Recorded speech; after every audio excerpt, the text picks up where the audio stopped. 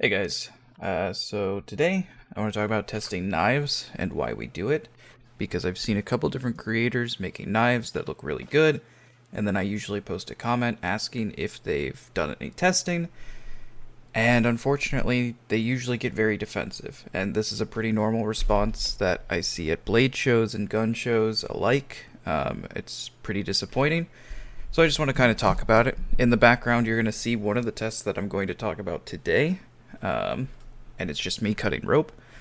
But I'll get more into that because, again, this is unfortunately, it seems to be a dying craft. You know, we have this new era of knife makers, but people just don't seem to be testing blades anymore. And when you ask them, they seem to get offended, and it's not something you should get offended by.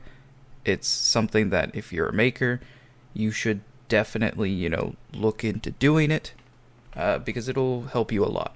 And it'll help your buyers as well. You owe it to anyone that's buying a blade from you. So, just to start, knives are something that I am extremely passionate about. It's something that I've been working with for 10 plus years. My first, sort of like a dead end job was a meat cutter, and that was actually how I learned to sharpen knives was, you need a sharp knife to cut meat. And there was a sushi chef that worked there as well who taught me how to use my first whetstone. So that's kind of where all of this comes from. And then through the years, I've met fantastic people that have only helped sort of expand this passion. Something that I think as a community we should be doing is sharing information, which is why I want to make this video. To join even the Guild of Smiths, the Blacksmithing Guild, you have to do several tests that include cutting a freestanding rope, chopping a 2x4 two times, and bending your blade almost 90 degrees and then having it return to true. And all of those tests are meant and designed to show you, did you do a good heat treat? Is your edge geometry good? All of these things. Very good tests, but we're going to zoom in on this rope cutting test that I'm doing here because I think it's a test that any maker can do. I mean, you can obviously chop through a 2x4 and you can do the bending of the blade, and you should do bending of the blade, but that's a different video. Rope cutting is something that we as consumers can do as well that doesn't risk you breaking your blade, and instead is going to tell you, the quality of the blade that you have. So all you do with the rope is you take the same 1.5 inches of blade and you just press down into the rope. You don't saw. If you saw, you will ruin your entire edge and you won't learn anything. So just that 1.5 inches at the base of the blade, and you just press down into the rope. If the blade is sharp, you will know very quickly because the rope will crunch, and if the rope crunches, that's a good thing. You can tape around the rope as well, makes it a little bit easier to cut, but it does not make the test itself easier. But you do that, and you do it until failure, and you cannot buff the blade, and you cannot resharpen the blade in between cuts. You just keep pressing this down into this 1-inch manila rope until it does not do it anymore. And a lot of times, you get some really interesting interactions from it. You will see, I've had blades that go through the first 30 cuts like it's no business. It just goes through it no problem. And then just randomly at cut 33, it just won't go anymore. And you'll sit there and you'll work it, and then it'll finally go through, and then the next, 10 cuts again, as if it were brand new out of the box, cutting like crazy again. And this test is designed to wear your edge down quickly, because again, that's what we want to do. We want to see what the edge retention is, and we want to see what the edge geometry is, because if your edge geometry is bad, you won't even get one cut. You could have this really cool looking, amazing blade made by somebody who probably sold it to you for like $200, and then you take it to rope and it cuts nothing. You might immediately, if this is the first blade you ever tested, you might immediately look at this video and be like, bro, that guy just made up something you can't even do, and my blade couldn't even do one. I hate to be the guy to tell you this, but unfortunately that means the blade is really not that great. It may look really cool, it may be flashy, it may be thin, but unfortunately there is no edge on there. It has terrible edge geometry, and maybe you could sharpen it and bring it back to life, but unfortunately if it doesn't even cut a single piece of rope, it's not worth anything. You should be aiming, if you're a maker, you should be aiming for 100 plus cuts. For me personally, 100 cuts is like okay. 200 cuts is good.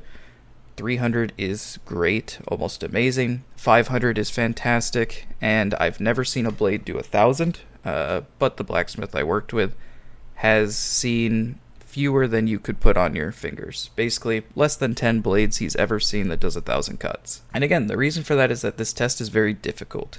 As a customer buying a blade, this test will very quickly tell you, how good quality it is and what you can expect from it. It is a little bit harder to do on pocket knives, but it can be done. I would just recommend gloves for it because you're going to be hurting your hand doing it. The test is not quite quick. It will take some time to go until failure on a really good blade. But that's usually a good thing if it's taking time. We don't mind that. We like that.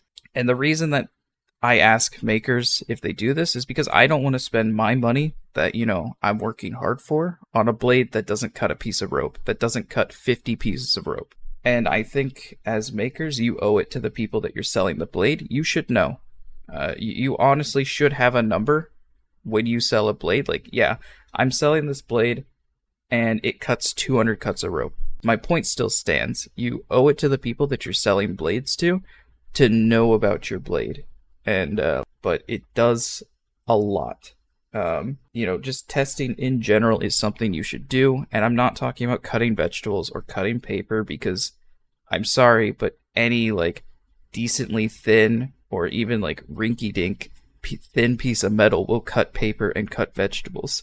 And you could argue, but you have to look at how clean the cut is. That's great.